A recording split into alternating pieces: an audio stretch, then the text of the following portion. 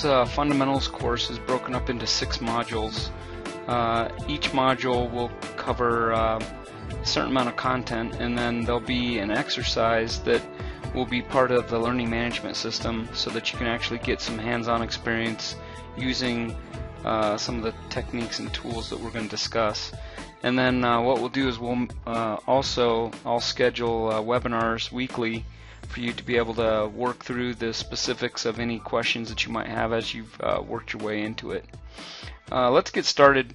One of the areas I wanted to point out was this help area, and so if you click on that help and just kind of work your way down the screen, there's the main thing is this Training Central. There's going to be embedded training videos that you can just click on and gain access to, and what it does, it links you directly to a part of the OST website that's available to those who are licensed users of the product.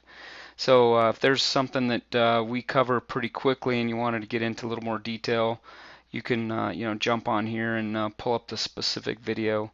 I've found that to be pretty helpful. The other item under help that I wanted to review is there's an online user guide. So that user guide gives you the ability to go in and search any kind of key topical item that you might have a question on. So you can jump in here and type in a keyword.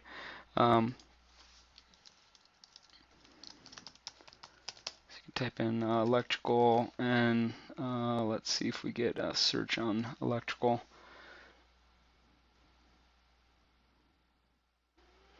Yeah, so pops up some linear conditions, a multi-condition takeoff, applying a drop run to a linear takeoff. So it's a real helpful tool as you're getting to know the software to be able to work your way through that. The other item, the help tab, is going to be the Support Central, and they have a very active request or support group, I should say. So in here you can jump in, request support, you can chat with support, look up some frequently asked questions and that sort of thing, and then there's a whole user community where it's just user upon user.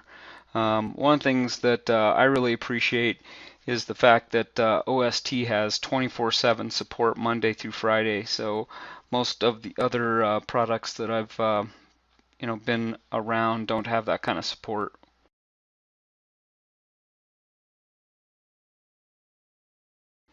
The next item in Module 1 that I want to talk about is setting up your database. And one of the things you want to think of your database is like the filing cabinet that you're going to put the files and folders in.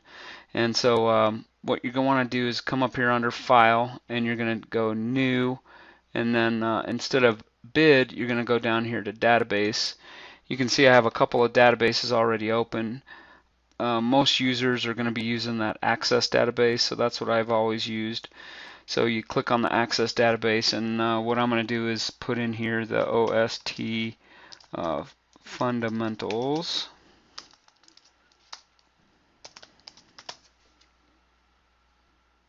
And then here you're going to request what type of measuring mode. So we would be in the Imperial system. You click on the auto backup once a week, and then I have it set 2 backups, and then they'll do the program will do an auto compress on a once a week basis. You can change that if you want to. I've just gone ahead and stayed with the defaults on that. Now that you've created your database, the database is something that I do once a year. It stores projects, employees, styles, and style sets. And why I do it once a year is it just gives me the opportunity to start over with a fresh database without being corrupt with anything that might have occurred over the year.